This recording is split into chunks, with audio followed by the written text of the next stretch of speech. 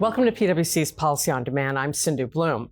It is the week of June 2nd, and this is your Monday briefing. Congress is back in session for a 4-week legislative work period. All eyes are on the Senate and action it will take on the House-passed budget reconciliation bill. We'll get to that in a minute, but first, there's once again been striking news on the trade front. Last week, a federal court ruled that many of President Trump's sweeping tariffs went beyond presidential authority, throwing billions in revenue into question. While the administration quickly appealed and got a temporary reinstatement, this high-stakes battle over tariffs could be headed to the Supreme Court. And now let's turn to the budget reconciliation bill with Rohit Kumar. Rohit, welcome.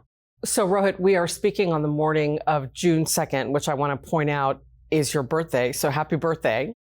Thank you. So could you set out what we can expect for the budget reconciliation bill over the next 4 weeks, what the pace of action might be, and some of the challenges facing the bill in the Senate?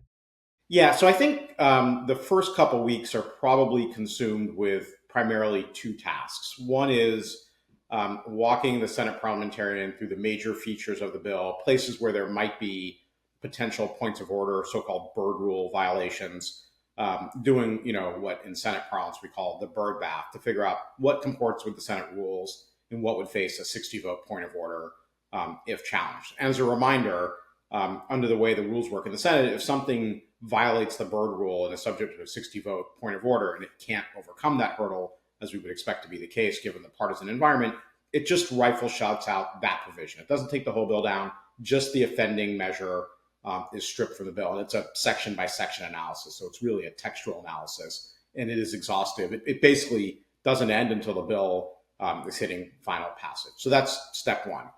The other piece, which is perhaps a little bit more complicated, is for Senator Thune, Senate Majority Leader Thune, to figure out what version of the bill would have 51 votes in the Senate. And that involves all sorts of competing factions. Those who think the spending cuts aren't enough in the House bill, those that think they're too much, those that think the Inflation Reduction Act changes went too far, those that think it didn't go far enough, a myriad of factors, not unlike the Speaker, who had a 3-seat majority. Senate Majority Leader Thune has a 3-seat majority.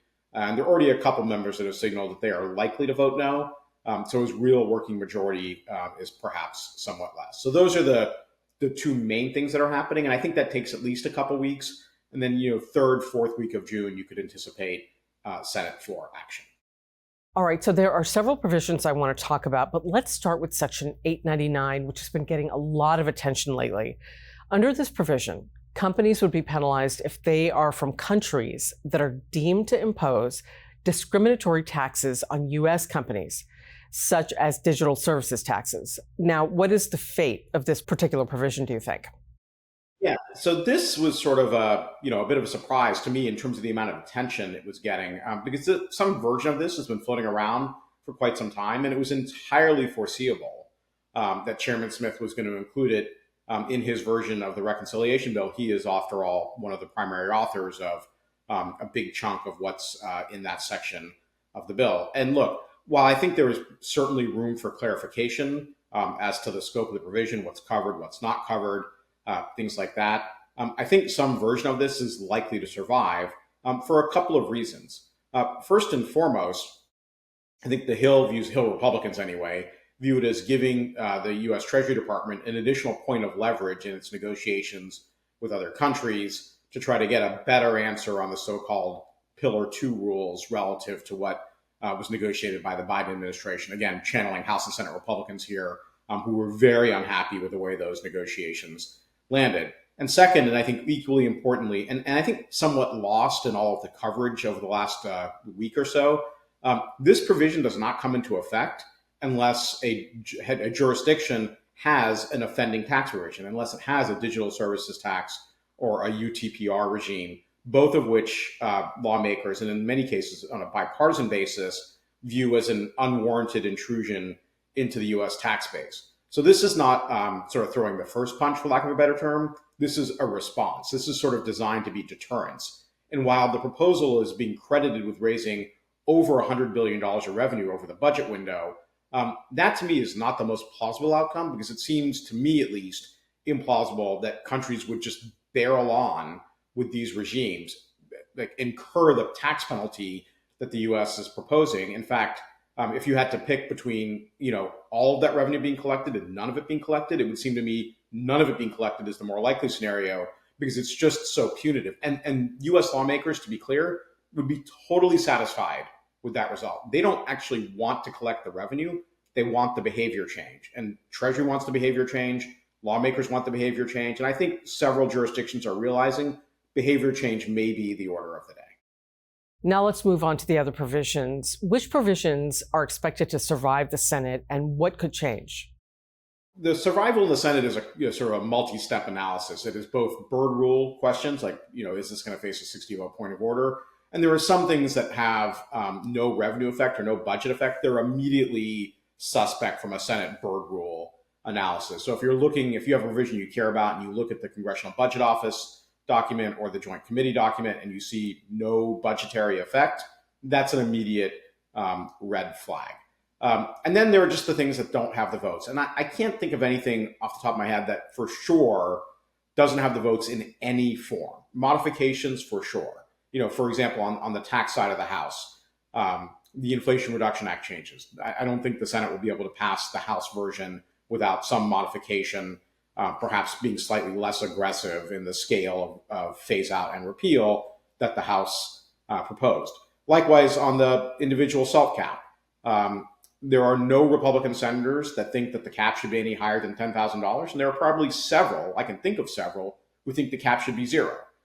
So that's a place that some negotiation is going to happen. It's not going to be zero. It will be higher than 10, but I'm not convinced that it stays at the full 40 that the House sent over. So, things that fall out are probably going to fall out primarily because of Senate rules. And the rest of it, I think, is largely amenable to some modification rather than just being dumped completely. And finally, Rohit, I want to ask, what areas should companies be monitoring to avoid surprises? So I'd say two things. One, pay very close attention to what Republican senators are saying out loud in terms of what changes they're going to need to see in order to support the bill. They were mostly, not universally, but mostly pretty quiet about whatever reservations they had while the House was considering the legislation. I think largely in an effort not to make the Speaker's life any more difficult than it already was. But now that the bill is out of the House, you'll start seeing members expressing publicly points of view, both to reassure constituencies, but also as a signal to their fellow colleagues about here's what changes I'm going to need to see made. And then second, there is just no substitute for having conversations with lawmakers and their staffs. And it is not too late to talk to the Senate about possible changes, modifications, shaping of House proposals. This thing still has a fair bit of distance to travel. So if it really matters to you, get an executive on the phone. Try to get on a phone call with a senator. Now, if that's not a relationship you've ever had before, it's probably too late to start now. But for those that have invested in those relationships, now's the time to try to have a conversation because it's not too late to shape the final product. Rohit, thanks so much for that. Really appreciate you taking the time for that insight. And again, happy birthday. Thanks for having me. All right, and a note for our viewers, in case you missed it, Week in Review with Todd Metcalf is linked in the description of this episode, as is a link to register for future webcasts, including one on Monday, June 9th, titled 100 Days In, What Executives Are Doing Now, which will include insights from PwC's Pulse Survey. You won't want to miss that. Have a great week, and stay with Policy on Demand for more policy analysis. Take care.